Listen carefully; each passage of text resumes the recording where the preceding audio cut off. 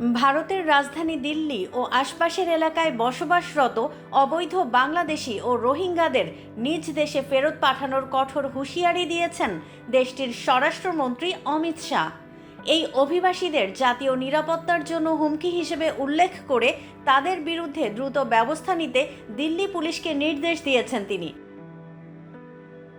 শুক্রবার 1 মার্চ দিল্লিতে নিজ কার্যালয়ে পুলিশের শীর্ষ কর্মকর্তাদের সঙ্গে এক বৈঠকে অমিত শাহ এই নির্দেশনা দেন।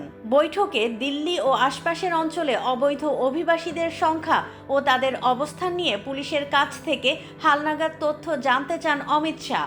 উপস্থিত এক ঊর্ধ্বতন কর্মকর্তা জানান, স্বরাষ্ট্রমন্ত্রীকে জানানো হয়েছে যে দিল্লির বিভিন্ন কলোনি যেখানে বাংলাদেশি ও রোহিঙ্গারা বসবাস করেন সেগুলো পর্যবেক্ষণের কাজ চলছে।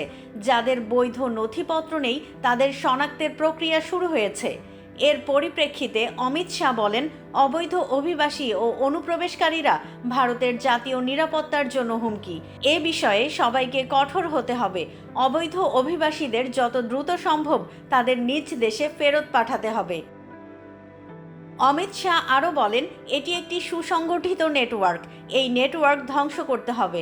অভিযানে যতখানি কঠোর হওয়া প্রয়োজন ততটাই হতে হবে। তিনি পুলিশ কর্মকর্তাদের নির্দেশ দেন, অবৈধ অভিবাসীদের ধরতে প্রতিটি সম্ভাব্য পদক্ষেপ নিতে হবে এবং যারা এদের সহযোগিতা করছে তাদের বিরুদ্ধেও আইনি ব্যবস্থা নিতে হবে। ভারতে, বিশেষ করে রাজধানী দিল্লি, উত্তরপ্রদেশ, পশ্চিমবঙ্গ, আসাম ও ত্রিপুরায় অবৈধ বাংলাদেশি ও রোহিঙ্গাদের উপস্থিতি নিয়ে দীর্ঘদিন ধরে বিতর্ক চলছে।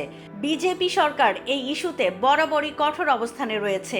এর আগে পশ্চিমবঙ্গ ও আসামে অনুপ্রবেশের অভিযোগে নাগরিকত্ব যাচাই বাছাই কার্যক্রমও চালানো হয়েছে।